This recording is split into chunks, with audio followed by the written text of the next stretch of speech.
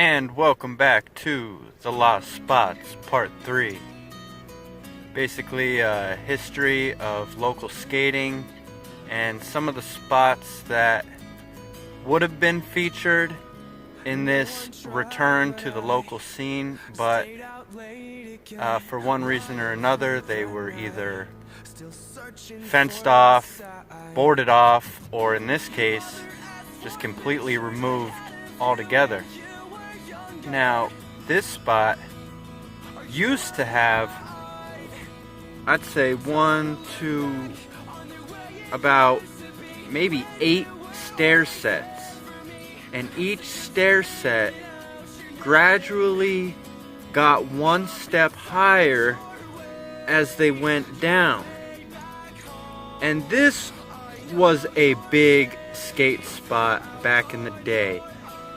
Anyone who was skating in the local scene from towns around knew about this spot.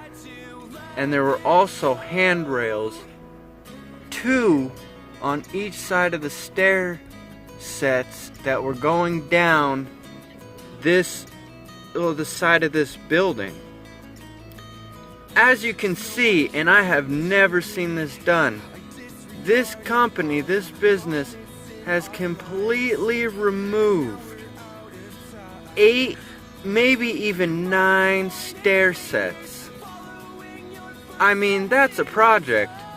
And they replaced it with this wall with I don't know what you would call that on top, like a large barrier, kind of like handrail. But yeah, this was a huge skate spot.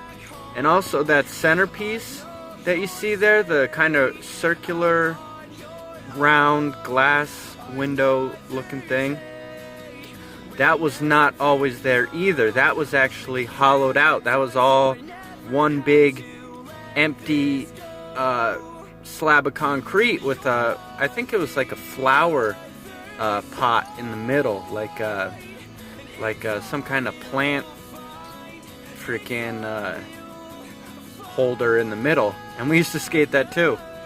But yeah, this was definitely a classic spot, definitely needed to be featured in the lost spots. And you know, they figured they couldn't really fence this off, so they just straight up ripped out 8 to 9 sets of stairs that again gradually got one step higher as they went down.